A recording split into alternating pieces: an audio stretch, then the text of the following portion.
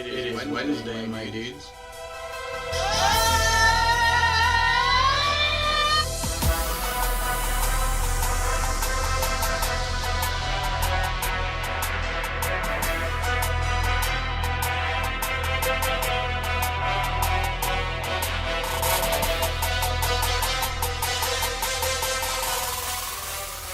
Wednesday, my dudes.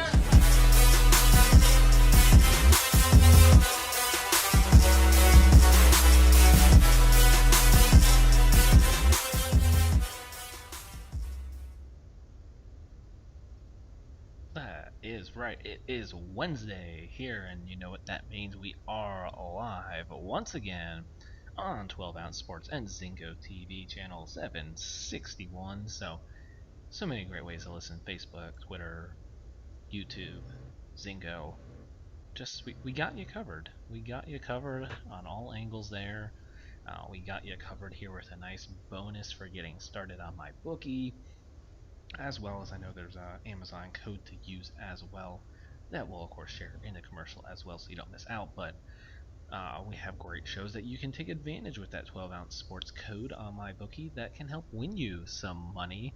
I was looking earlier, and I think we unlike us. Yeah, unlike us, we're just messing around and not doing so well.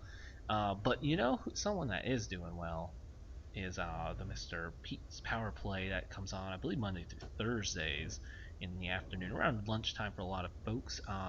He is 37-16-1 already early in this NHL season, so we might need to start.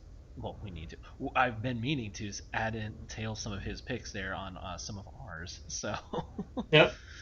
Yeah, if you want to follow someone, and I mean, he also has his last 2 years posted too, which he's well up. So if you want to win, you just follow him.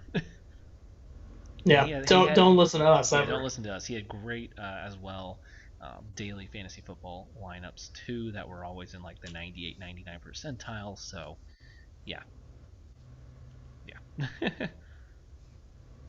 Yeah, fair enough. Let's just get right into it, Tom. I'm ashamed of what's happened. So we are going to obviously cover just a lot of NFL action here, back at the divisional round, and then we also we'll take a look at championship round coming up this weekend. Yep. And I wanted to as well meant to add in, and I did. We got our offer from Tennessee. I got that McDonald's bag filled with some and then today was officially. They're not putting enough money in that bag, apparently not. The bag man is not doing his job. The official signing of Dan Campbell for the Lions today, as we see how many more coaches we raid out of the Saints staff. There's stop doing that, by the way. Or and just take everyone and let us start over. Yeah, I guess you could just start from scratch. But yeah, and then as well, maybe if just a touch on, not a whole lot, but there's a couple baseball nuggets to get to, so I might throw that. Big UFC fight this weekend too. It is, yeah. We'll make sure to get you your picks because you have been on a great run on those. So.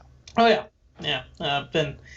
I have kept up with it a little less as of late because of the rest of sports world finally came back.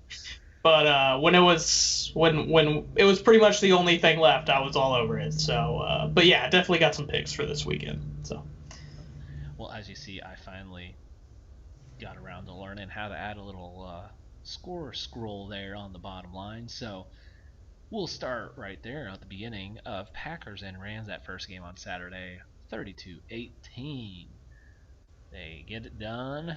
Packers get it done. I mean, I don't want to say I was surprised the Rams hung around. I mean, they have a very good defense. I think no matter how much you wanted to deny it at the beginning of the year, you will even admit it now. Yeah.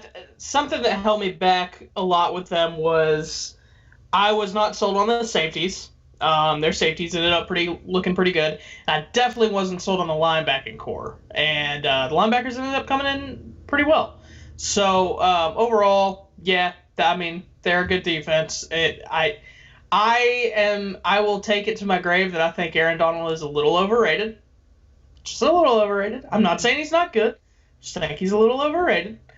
But yeah, the defense is pretty good, but you know, I still think part of the reason I said this from a few weeks ago that I felt like part of the reason I thought the Rams would not. I want to say that I ended up with them around 8-8 or 7-9, something like I that think we was both my did. prediction. Yeah, so one of the reasons that I think we both probably thought that was that we thought the NFC West as a whole would be better. Yeah. We figured that and they weren't bad. They just went through that stretch at the very end where, Kyler couldn't do anything, and then and then of course the 49ers just had it tough all season. It is what it is. Who knows what could have been with them? But at the end of the day, they were just kind of outmatched in this game. The Packers just look so good. Aaron Rodgers just kind of can do whatever he wants on the field. I mean, he didn't have the crazy numbers that he usually has, but he didn't have to. No. Aaron Jones played a good game. I had said we had been texting before about some prop bets and stuff for this past weekend, and I don't remember what it was, but Aaron Jones was like third or fourth on the list, odds wise, of having the most rushing yards for this week, and I was like, oh my god, hammer that! Give me, if we had the ability to, I would have put all of the money on that, and it turned out he did. I mean, he only had 100 yards, 99 to be exact, but yeah, but out of all the running backs, that seemed like the most obvious to me in that point. So, and also with the Packers, I've been saying for 2 years now that I love their defense, and they're proving me right now with that.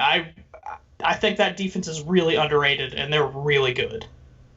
Oh yeah, definitely. Yeah, they've got a good mix of everything on that defense. And what Yeah, makes me happy seeing is people were ready year one to just trash Rashad Gary, and you know what? he's not bad. No, he was still going to be a work in progress, whoever took him, Totally. but the physical attributes were there.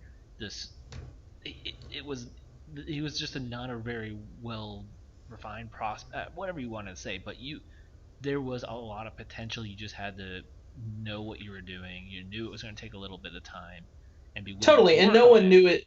Yeah, and no one knew exactly what position he was going to play, That's true. and he still is a little. I mean, they play him in a lot of different places, but yeah, I mean, I think obviously he's probably not what people thought he could be when he came out of high school, Yeah, but no, I think he ended up being a really good pick for them.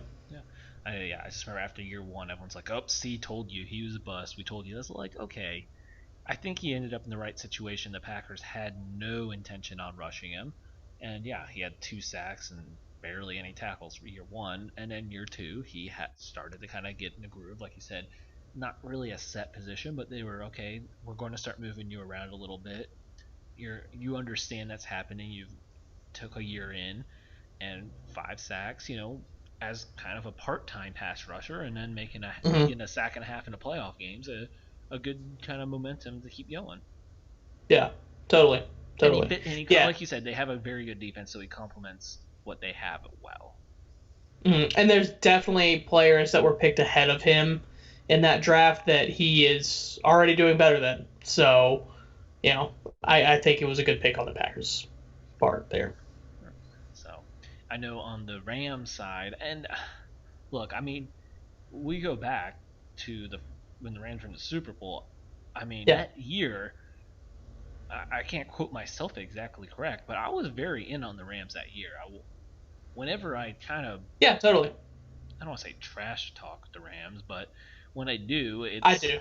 it's no, that's fair. But I mean, I think we were also on different levels on the Rams at different points. Yeah. But like, I don't know, just where I see Jared Goff regressing is what scares me.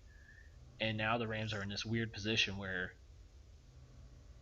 I mean, they have made it to a Super Bowl with him, and we're Hmm. close. So you're in that weird position of like you can't really get it. You're not in a position to get anyone better because now the contract too. You're not going to have the draft pick to get the kind of top guy. Right. So you're kind of stuck with him. And is he enough? Which I I think we think all want the star quarterback. We're all everyone's just obsessed now. You bail on the guy after a year or two. It's been yeah kind of too common right now, and I don't think that's fair for everyone. I think we saw that with Josh Allen. Is if everyone bailed on him after a year, 2 years, I mean, we wouldn't see where he's yeah. at now. So it's that weird position. But I mean, at what point, like, he is still only 26. hmm So, but at what point do you go, nope, we can't get back there with him, and we got to figure out Plan B, or yeah. do you just stick through it and hope that it works out? Let me say this about Goff too. I think something that he's been missing since that championship run team is that obviously Todd Gurley went off crazy that year, Yeah. right? I mean, he was, I want to say, not probably what he probably have 1,700 yards rushing. He had Or something like that? Year, yeah. Yeah, he has not had consistency in the run game until possibly next year, because Cam Akers kind of finally busts out and get a little, other than this game, but and that shows that when he has that run game, like when he came in, he played well enough for them to get the win last week. Not last weekend, the weekend before that. He played well enough because Cam Akers was running the ball consistently, and he racked up 130 yards or something like that on the ground. Yeah. And that's kind of the first time that we feel like they have someone for next season in Cam Akers that could, I'm not saying pick up what Todd Gurley had that Super Bowl year, because he had almost an MVP like season. But even just a shred of consistency might help him out, because that's where Goff thrives, is when he has that run game to keep those defenses honest, because he's not someone like Rodgers or vintage Breeze or someone that can just barely run the ball and just stand back there in the pocket and pick defenses apart. He's not that player. He relies on having to bring safeties down in the box to try to save face for the run game, and it opening up deep plays without safeties over the top and whatnot. He relies on that. He's not a quarterback that's just going to be able to sit back in the pocket and pick apart DBs like that. So I would like to see what he can do next year if they choose to continue with him next season, when he has Cam Akers kind of finally coming into his own. I do want to ask, because I know you were, and I don't want to speak out the turn, is you were big on Van Jefferson, correct? I was, yeah. Is he the kind of a deep threat stretch the field guy? I'm going blank. Yes and no. I would say he's not like the top end speed that you're thinking of, but he's kind of like, and this is obviously, I'm not saying he's anywhere near him, but he's kind of D-Hop, where D-Hop's not necessarily like burning anyone. He just is able to get position on people and can go over the top and catch the ball over you, type of thing. Okay. Van is just, I don't know. I really liked, there was something about, I watched a lot of he had like really crazy body control. Whenever I would watch clips of him when I was, I guess, scouting players, I guess, if you want to say that. That's not really what I was doing, but just looking at guys that I would think the Saints would want. And that was something that kind of stood out for me with him. Yeah, I know they didn't have Cup that game, and I'm a big Robert Woods fan, but I'm thinking what also they're missing from that Super Bowl year is they had the just air it out deep Brandon Cooks type of guy. Totally. Yeah, so totally. I'm just wondering if maybe they do need that kind of piece back in the offense. Yeah, I think someone that I don't understand why they didn't try to get going more this year, and I think this is a little bit different, but I think could fill a role, not necessarily of a Brandon Cooks, but that one piece that you feel like they're still missing in the pass catcher.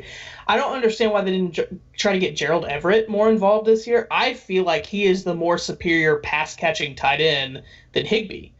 I think Everett resembles more of a, again, this is not necessarily, I'm not comparing, I'm not saying he's anywhere, but he compares more of a Darren Waller to me, Everett does.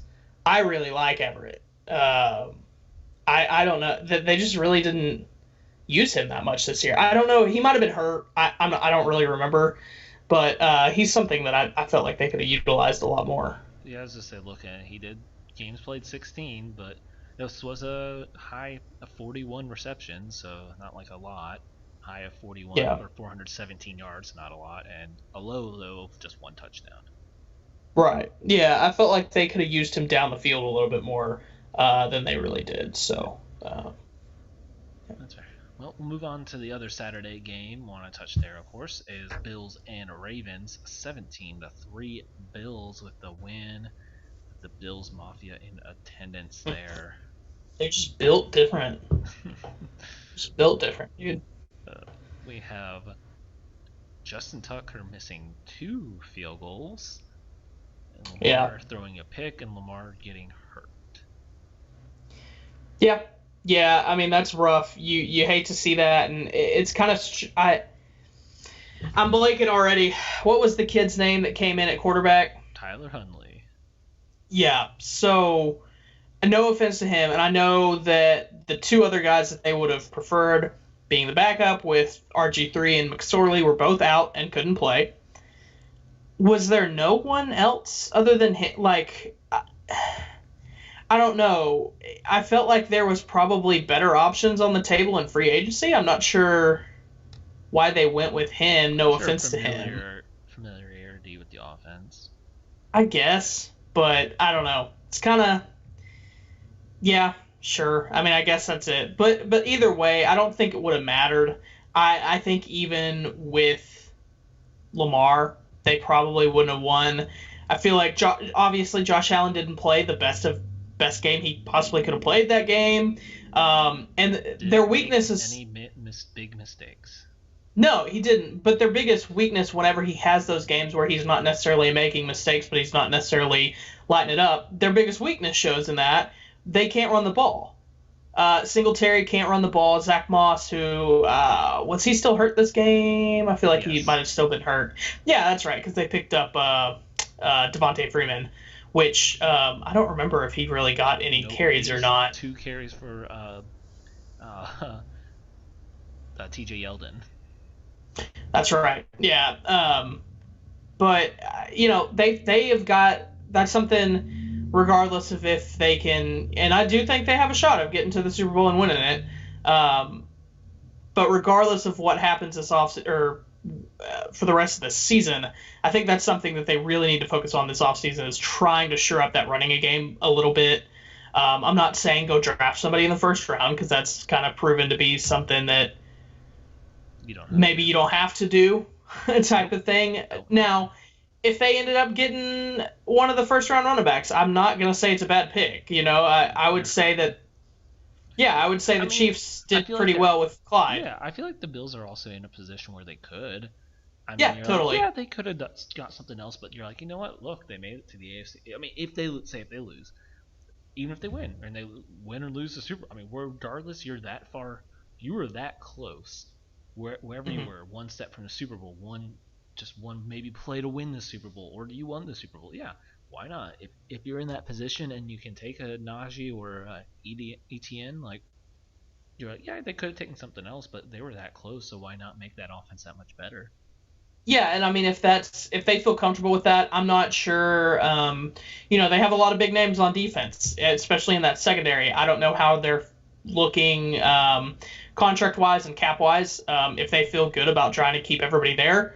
Awesome. Don't go get your running back. But if not, I would suspect that they might try to replace somebody that they feel like they might lose. But I definitely do think that they should be looking at running back in the draft, and then even maybe looking at somebody in free agency. I wouldn't hate seeing them give a Mark Ingram a chance. I don't think he's necessarily done Mark Ingram.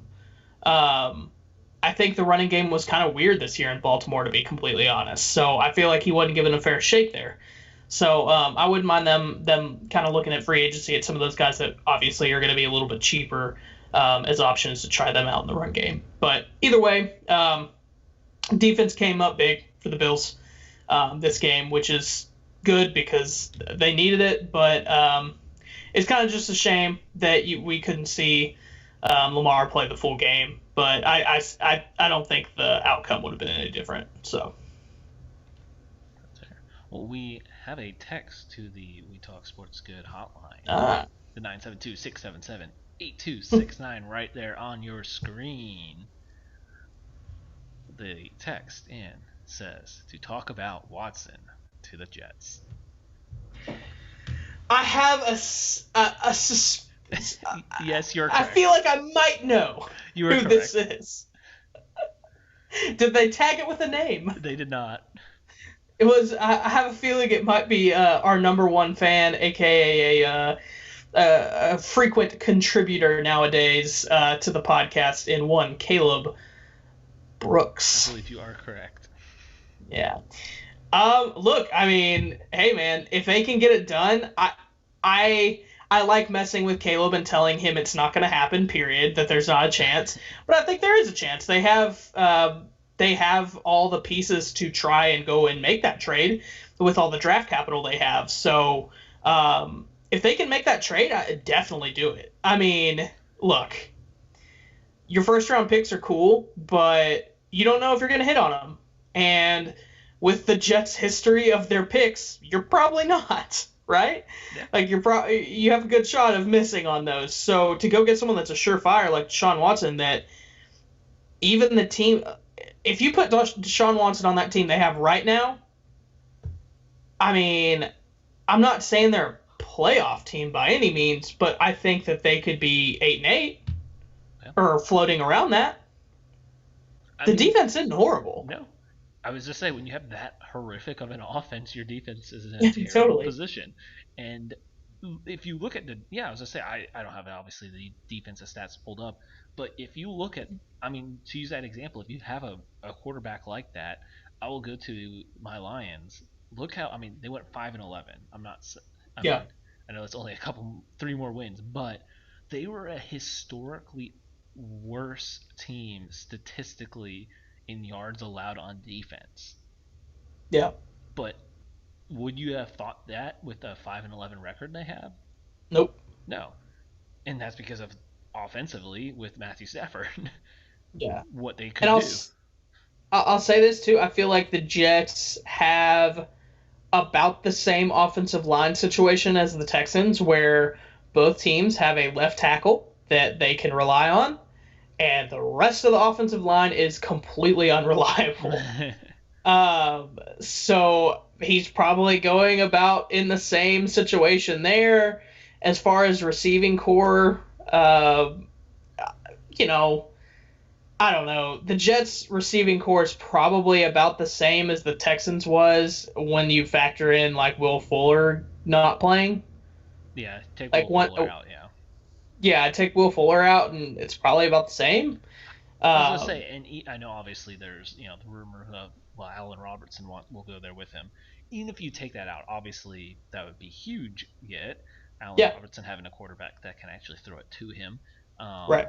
But even if you just went to just the mid-tier free agent level guys and just pick them up, with Watson, like that will be plenty then. Yeah. I mean, I'm big on Denzel Mims. I think Wims will become a very solid option. I get Denzel Mims. Yeah, I get he probably will never be that number one of number ones, but he will be a very good receiver for a long time. I think he can be a nice red zone target. Exactly. He can have a very nice long career. He's not going to be Hall of Fame, not superstar, but he is someone you're going to want on your team as that great number 2 option. Now, when we played him in high school, did he look like that superstar? Absolutely. He destroyed me in high school. We played against him. Not fun. But anyways, I think he could. Can you do me a favor and connect the dots of Allen Robinson to Deshaun Watson? Why is that a thing? I don't. Are they friends? I don't know actually. I just think it's the. Or is it Allen Robinson is getting linked to? They just happen to both be getting linked to the Jets. I think he's just like things. Allen Robertson has just like things that I was like. 2 Jets with Watson gets traded there and Robinson's. He's just kind of like. I mean, he's a free agent. Robinson's a free agent, so yeah. I mean, he can let it play out and see where he at the point where he realized he made a mistake on signing with the Jets and having an awful QB. So now he's like, okay, let me go see where Watson goes, and I'm going to go sign there, and signing I with can the get myself a Bears. good QB, actually have Yeah. a career Right. that people like. Oh wait, he is that good. Yeah, which they should. I mean, he puts up numbers and he has Trubisky / Nick Foles as his quarterback. They should already know he's good. But Yep. either way, he is actually probably the most underrated receiver in the NFL. Oh yeah, and that's the thing. Why wouldn't you at this point? You've played this long and had this good of a career, and people don't really give you the recognition. And you played for Jacksonville and Chicago. Yeah, you're like, you know what? I'm gonna go wait and find where this maybe top QB lands, and I'm gonna go join him and see what kind of success I can have with that. Yeah, totally. Yeah, I mean, I think if the Jets can pull it off, for sure. Who's the other team that's the big? The Dolphins. The Dolphins, is that so? So the assumption is you trade Tua and pick back. Their 2 first-round picks, probably. Yeah, probably. Or some sort of spread the picks out, but they could get their Texans could get their pick back. So basically, in all they traded that pick for Tua. All I'll say on the Texans end is if you decide, which I mean it seems very likely that he's going to get traded, right? If they decide to go ahead and trade Watson, just clean house. Trade as many players for picks. Do what Miami did. Yeah. Trade as many players as you can for picks because God knows you're not winning anytime soon. You might as well trade and try to get as much draft capital as you can in order to at some point make some type of move that makes you a competitive football team again. Yeah, might as well. So, well, let's see. We'll touch on one more game here before we go into break. Yeah. We'll touch on anything is possible with the Chiefs winning 22-17. And anything. And the funny thing is, like Mahomes posted on Twitter, like all that, and then they're like, "Oh yeah, Chad Henne only has a LinkedIn. That's his only social media." Is that wait really? Yeah. Why would he have a link? Why as a football player would you have a link? It's just like Wolford's, or just his professional athlete and with each team. Todd Gurley has one, and Todd Gurley, and I tested it. Someone told me he will accept like any invite, and he does. I'm connected with Todd Gurley on LinkedIn. Fun fact. Wow. And I'm connected with you, which means I have a secondary connection of Mr. Todd Gurley. Fun fact. That's what I was told. And you know what was funny? The guy that I used to work with that told me, he's like, yeah, apparently Todd. So we both sent him an invite. He accepted mine and not his. Oh, yeah. That's awesome. I thought that was kind of funny. Wow. So yeah, well, I mean, if I build your brand, you're a businessman. You gotta have that LinkedIn. I guess so. Shoot. Hey, there you go. But anyways, so I mean, look, all I can say is they should be glad that he got hurt as late as he did, because Chad Henne was not going to win that game for them. That was going downhill really fast.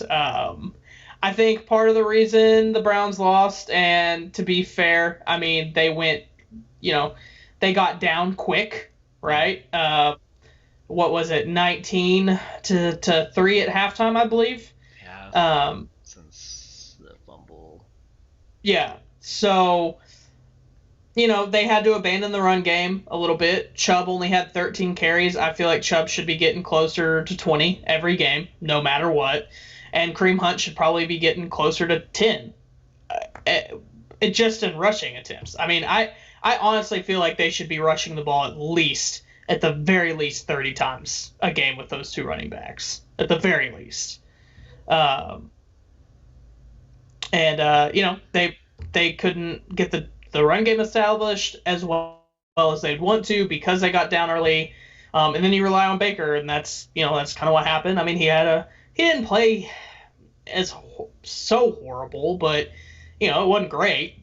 And then Henne comes in and things start looking up a little bit. But I'll tell you what, man, that fourth down play is just I've actually rewatched it a couple of times, and the balls of Andy Reid. I'll just say it. Balls of Andy Reid, man. Because not only, obviously, everyone watching, I mean, I don't know about you, but I thought for sure they're not going to snap this ball. They're not going to snap this ball.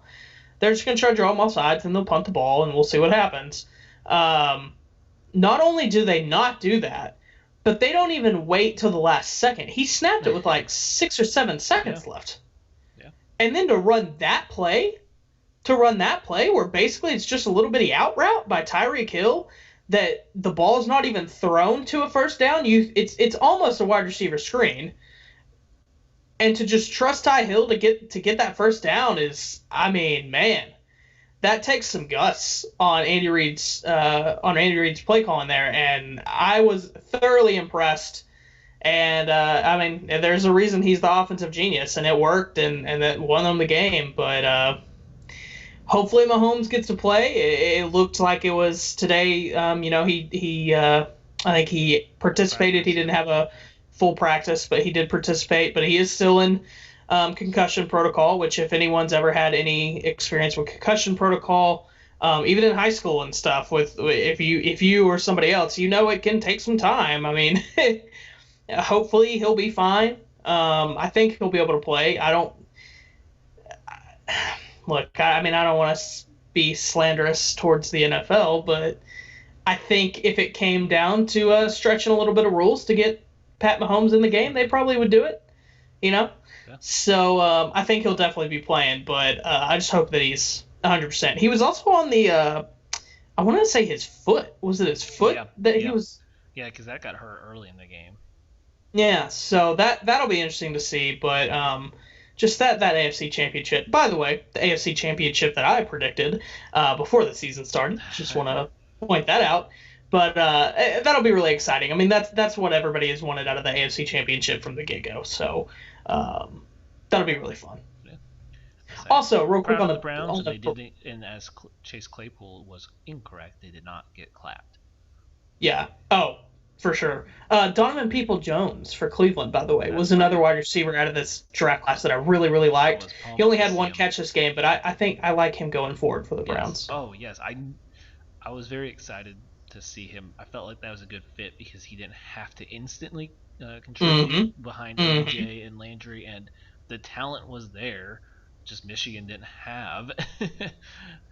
Shea Patterson wasn't going to be the guy that was going to get the exposure he needed, and obviously he was crazy high, prospect out of high school, and Michigan didn't use him perfectly, but the talent was there. You just knew that he wasn't refined enough out of Michigan. Issue we had then, once again, Gary, then Peoples-Jones. But once again, it wasn't like he just was a complete bust once he got there. The talent was there. It just didn't translate to that instant crazy success. He just had to get a little time, and he's a very talented, and I would say, not this game, but he's fairly solid punt returner too. Yeah, totally. Yeah, he was part of the quartet of wide receivers that I liked that kind of went mid to late with. It was him, Van Jefferson, Gandy Golden, and which Lynn Bowden Jr. is wide receiver, running back, quarterback, all the positions basically. But I was a big Lynn Bowden Jr. fan too. On all four of those guys, I feel really good about them going forward with their teams. So we will hit break here, and then as we come back, it is time to finally ask you about that Saints game. So catch us on the other side of the commercial break.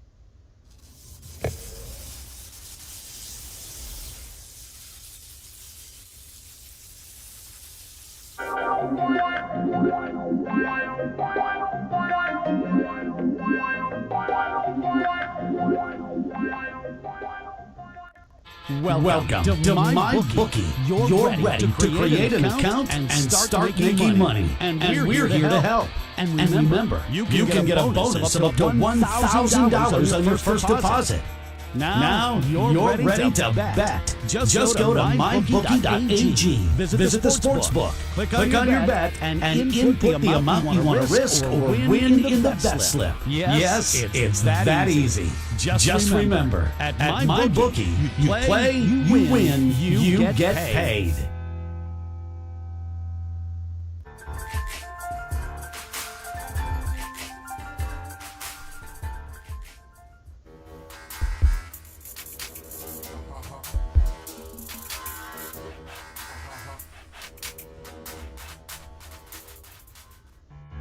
Amazon, we're pretty good at getting things done. We're pretty good at solving problems. COVID-19 is the biggest challenge we've had to face. The challenges are what motivate us. Like flying masks to our employees around the world. We're doing everything we can to get you what you need. And doing everything we can to keep our people safe. I'm former Navy pilot Sarah Rhodes, and I'm proud to lead our Amazon Air Network.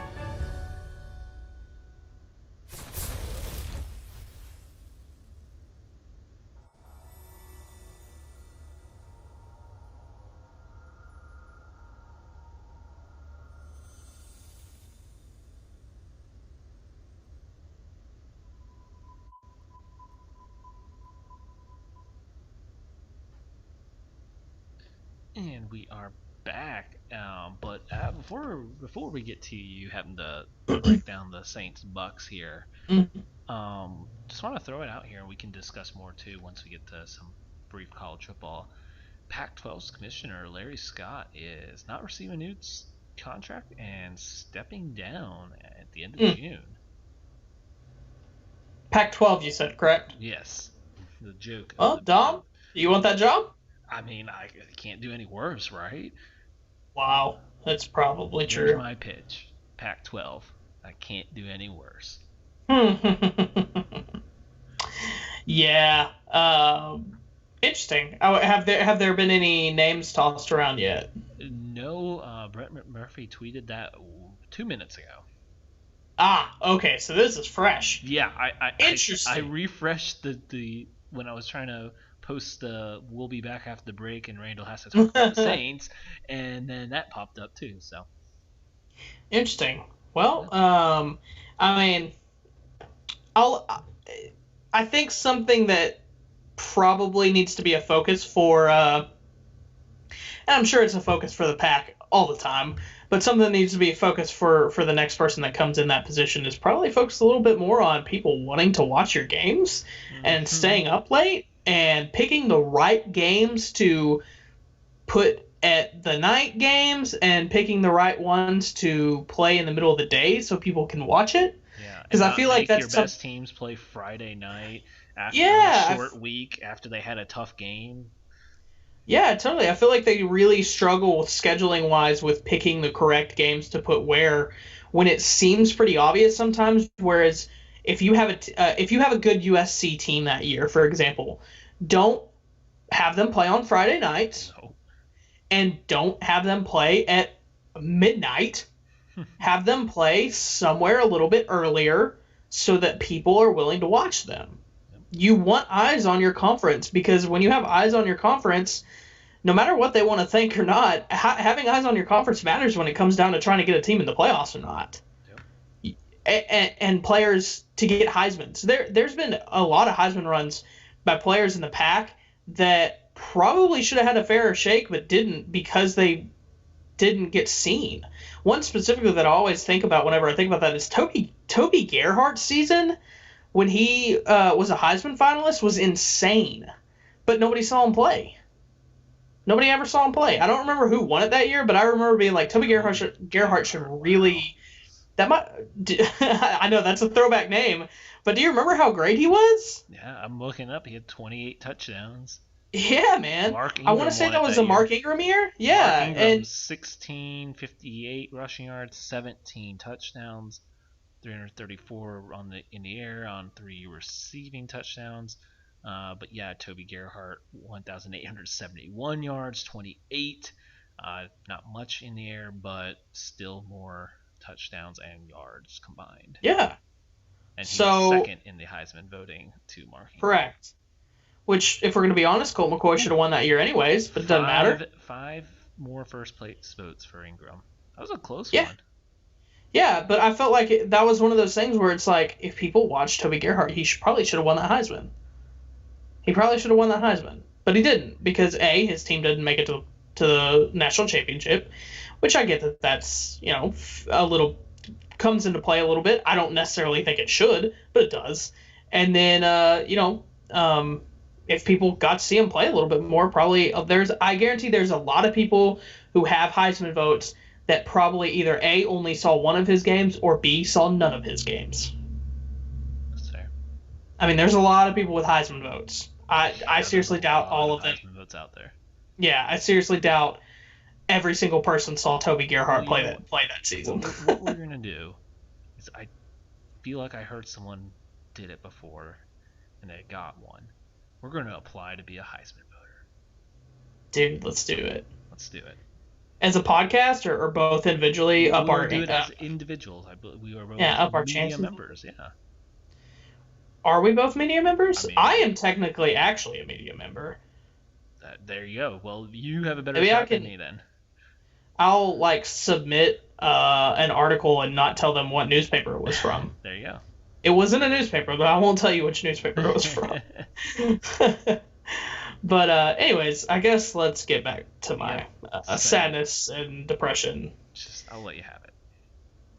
I'm not even really sure where to start, other than I guess Breeze's arm is 100% dead. Yeah. I mean, it was the worst it's been all season, that game. 19 for 34, 134 yards, 1 touchdown, 3 interceptions. I don't think he threw a single ball over 15 yards. The running game was going well until it was almost like the second half hit and the Bucs realized, oh, he really can't, which I don't know how they wouldn't know this by now. They've played him twice already. But it was like the realization, oh, he can't throw. We really should just bring the safeties up, press with the corners, and have the linebackers running for the run game, because they're really not throwing this ball. Just push everyone up. And they did, and we couldn't get the run game going after that. We couldn't, God knows Michael Thomas couldn't get open, which turns out it looks like he's actually already about to get surgery on that ankle that had been bothering him all season. Turns out he probably shouldn't have been playing. It was just, it was not great. And the frustrating thing is Tom Brady, his stats don't look like it, but he played almost as bad of a game as Breeze. Brady was not playing well. He was not throwing the ball deep either. The only touchdowns he has are off of the turnovers. That was the only touchdowns the team scored at all, was when we turned the ball over, with the 3 interceptions by Breeze and the horrible fumble by Jared Cook that was really the game-defining play. Once Jared Cook fumbled that ball, everything went downhill from there. It really did. Everything went downhill, and they couldn't move the second that happened. You have that one fluke play by Winston that's the touchdown to Traquan Smith. Literally and ran the play the Bears ran the week before. Yep, yeah. And, and the big X factor in this game, there was 2 big X factors in this game for Tampa Bay. Leonard Fournette, because he just played his butt off. Receiving game, which is shocking, because he has never been a good receiver. But did incredibly well in the passing game that game. And Devin White. Devin White absolutely locked Kamara down in the pass game, and he was all over the field, and he looked like a future defensive player of the year. He's really incredible. So when it came down to it, it was really sad to see Breeze go out like that. I have me and our draft analyst Jacob Rooney, who is also a huge Saints fan. We've both talked about this day for quite a while, when it would come. I don't think either one of us envisioned it being that bad. But he might have been a little bit, he might not share my same feelings on this, but I was shocked at first I was sad, but then I had a lot of relief. I felt relieved that next year I don't have to go through this as a Saints fan again. I'm not going to feel like it's Super Bowl or bust. I'm not even going to feel like it's playoffs or bust. If we make the playoffs next season with whoever our quarterback is, awesome. I don't expect it to go anywhere past that. If we make the playoffs, cool. Whatever happens there, happens. It's whatever. But all these years with Breeze, it was Super Bowl or bust, and we just couldn't get it done. And I feel like now, the cap's going to come back on us a little bit here. We've been pushing this back with the wizardry of our GM for the past few years, and we're going to lose some players, and I don't know where we go from here. I really don't. It looks like Winston's probably going to be the quarterback next year, especially with... Yeah, I mean, I'm cool with that. I'm cool to see what he's got. It really looks like that, especially if you watch that last clip where Breeze they're walking off the field together, and you can't quite make out what Breeze is saying, but it definitely looks like he's kind of telling Winston, "Hey, it's your team now." So that'll be interesting, but it's just nice to not come in with expectations like that. And it just, it feels good to be a Saints fan, even though it's kind of a crappy time to be a Saints fan. I look forward to the future, even if that means we're bad for a while. I'm okay with it. We had our time. We didn't capitalize. We got one Super Bowl. That's cool. I'm sad that we couldn't get more, but it is what it is. Sure. That's all I got. All right. Well, we'll throw some just quick picks since we'll be doing a quick recaps, of course, on the championship game next week, and we're looking at maybe doing a little NBA talk as well next week, because we'll save our big Super Bowl preview, of course, for the Wednesday before the big game. We'll definitely do full breakdowns, position. It's one of my favorite podcasts of the year. We go position by position, who has the better advantage, position groups, and we'll do that full show. And the one thing everyone is looking forward to every year, me breaking down the offensive lines. Just, you gotta love it. Line breakdowns. Yes, sir. So we'll get that, and of course, but like I said, we'll just kind of do some predictions here. Everyone, obviously, I mean, we got the four very good teams, so I don't think we really have to hype eat any of these up. But we'll go, of course, they're both first on Sunday. First game, Bucks at Packers. And I mean, when we made our original playoff pick, since obviously when I made our playoff picks after the regular season, because my original playoff picks were destroyed. This is where I went because I saw the writing on the wall of the Bucks playing the Saints for a third time, and that's just hard. I don't think, had we looked up if that had ever happened? If a team had ever beat a team three times in one season? I don't think we ever if it happened, it was a long time ago, and it definitely didn't happen to Mr. Tom Brady. So So I saw this coming, and I do go to the point where this is not going to happen again to Aaron Rodgers. He has lost to you once in a bad game. I just can't see that happening again, and the Packers are just on such a good roll right now. I'm sticking with, and I'll just roll into it. I'm sticking with, after regular season pick, I'm going Packers and Bills for my Super Bowl. It's the NFC with the old guys and the AFC with the young guys at QB. So I'll just kind of roll that into my AFC pick, and I mean, obviously, I know I'm not super confident in it, but it is hard to keep making it to Super Bowl after Super Bowl in a row. The reason why Tom Brady wasn't in 10 straight. So I'm just going to go with a close game and give me the Bills. Yeah. I mean, obviously now my Super Bowl picks have been ruined because I had Chiefs and Saints in the Super Bowl, but I'll also definitely go Packers on that. If there was one thing that I was constantly thinking throughout the Bucks and Saints game is, it doesn't matter who wins here because God knows we're not beating the Packers. The way both teams played, I don't think either one, because I seriously doubt those corners can hold Devontae Adams. And I don't, maybe their run game takes a little bit of a hit, but I don't think it matters.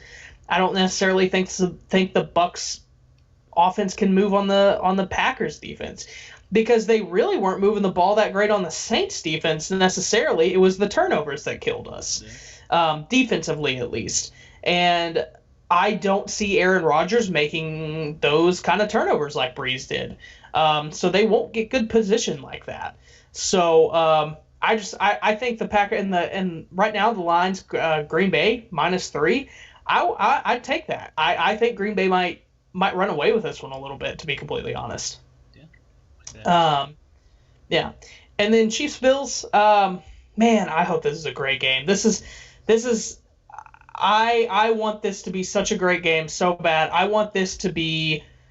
I feel like this game should be the Super Bowl almost. I want this game to be the game where we look back and say, "Oh man, that could have been the Super Bowl," because I think both these teams are the two best teams in the NFL. To be completely honest, I think the Packers are awesome. I think they're the third best team, but I like the Bills and the Chiefs as the two best teams in the NFL. Hopefully, Mahomes is completely 100%. But at the end of the day, I would love for the Bills. I want the Bills to win, but I think the Chiefs will win.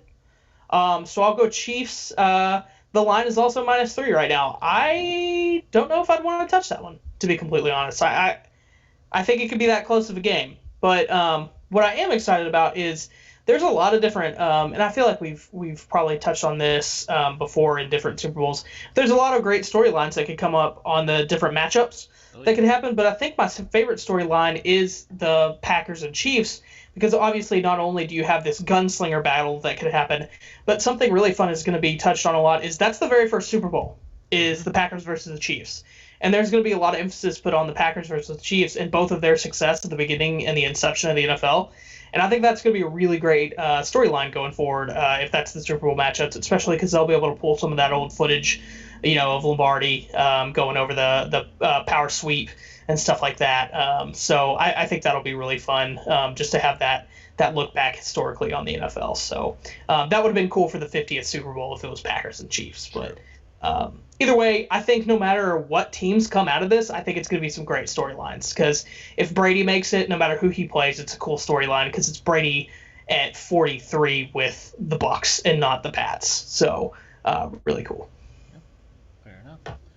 All right. Well, here we got the last 7-ish minutes.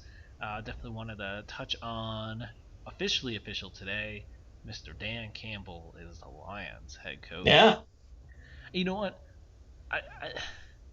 I wasn't going to overreact at first because I was a little surprised.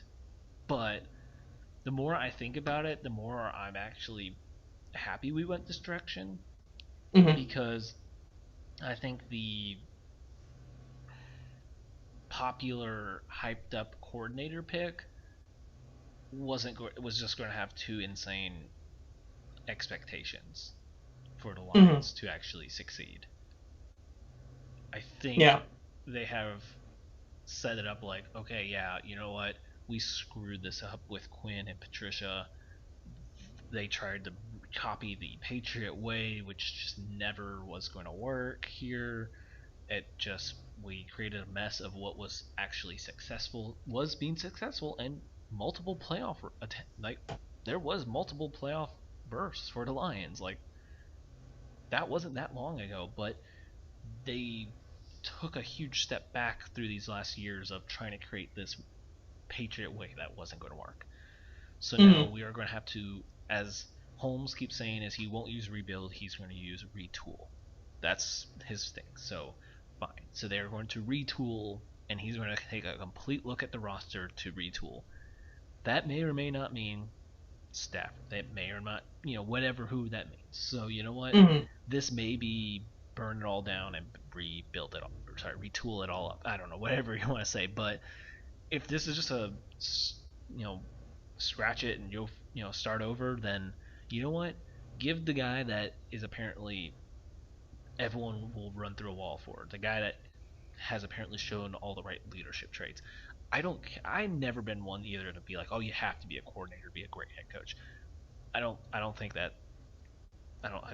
you agree with that either. I mean, I know there has been like a ton of people that go that route, but if you're just a good head coach, you're a great leader, you know how to put your players in great positions, and you build great staff around you, then I'm fine with that. I would like to see the complete staff. I know that probably Aaron Glenn is DC. I like that idea.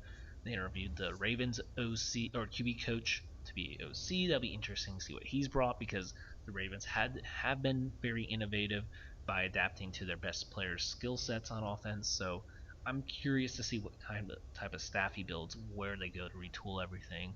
And you know what? Yes, I mean, there's been a lot of waiting as a Lions fan, but you know what? Let's see where we actually build a potential, culture, not try to copy someone else's. That's fair. That's fair. And just to be safe, you do think he's going to go the 6 years? I hope. I'm just going to be optimistic on it and say yes. Yeah, totally. And be like, you know what?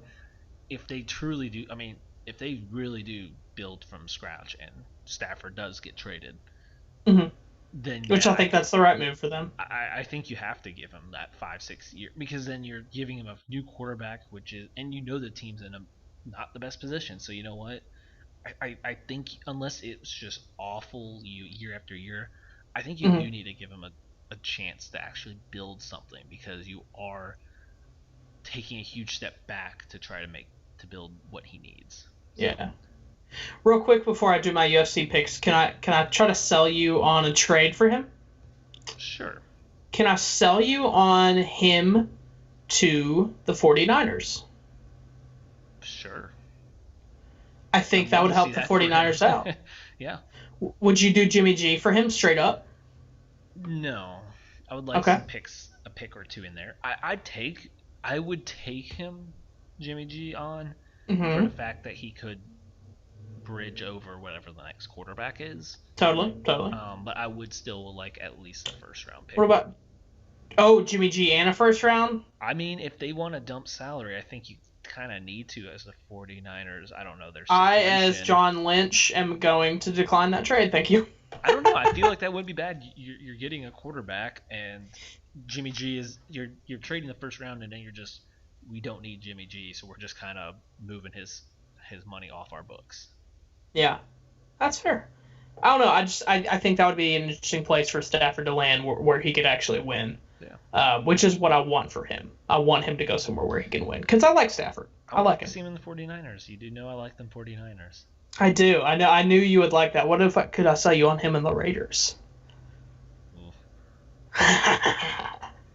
I knew that wasn't going to go well. That's fine. I do want to point out, before I'll let you finish on your USC picks, I do want to at least throw out this ever-changing Tennessee situation, though, with the rumors of the McDonald money bags. I know they hired that firm so that they could fire Pruitt with cause of, which is hilarious, because then everyone's like, "Well, how did Tennessee not get better players?" Because everyone in college football, but especially everyone in the SEC is doing it. Apparently, there's rumors that Georgia's gotten a little sloppy on how they pay players. Ruh-roh. So, but nothing's actually come of it because they're not going to do anything. And then one more thing, Florida. I don't know if you saw, whooped on Tennessee in basketball after this all came out. So they just tweeted, "I'm loving it," with the score. Woof. Yeah. Yikes. All right. Well, I'll do some quick UFC picks real quick. You got I'll 2 just minutes. do. You're good. Yeah, I'll just do the main event, the main card. That way we don't have to go through all of it real quick. I will take, in the first bout of the night on the main card, I'll take Amanda Ribas.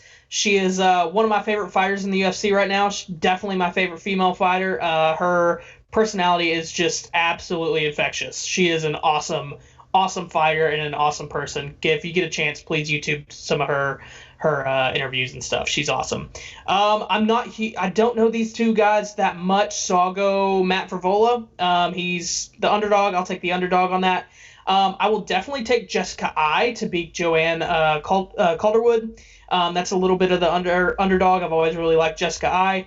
The co-main event, you got Dan Hooker and Michael Chandler, and Chandler's interesting because this is, I believe, going to be his UFC debut.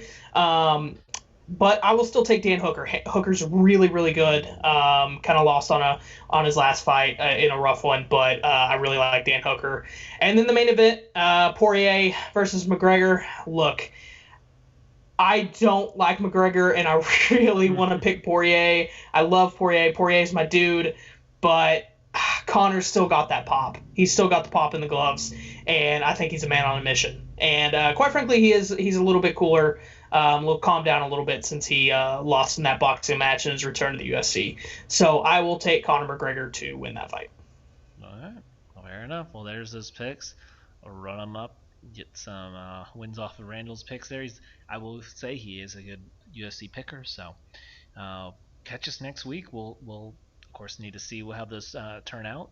We'll see the obviously championship games, and then we might be coming at you with a little NBA action touch in with this interesting season so far. So follow us on Twitter. We Talk Sports Good. We'll see you next week.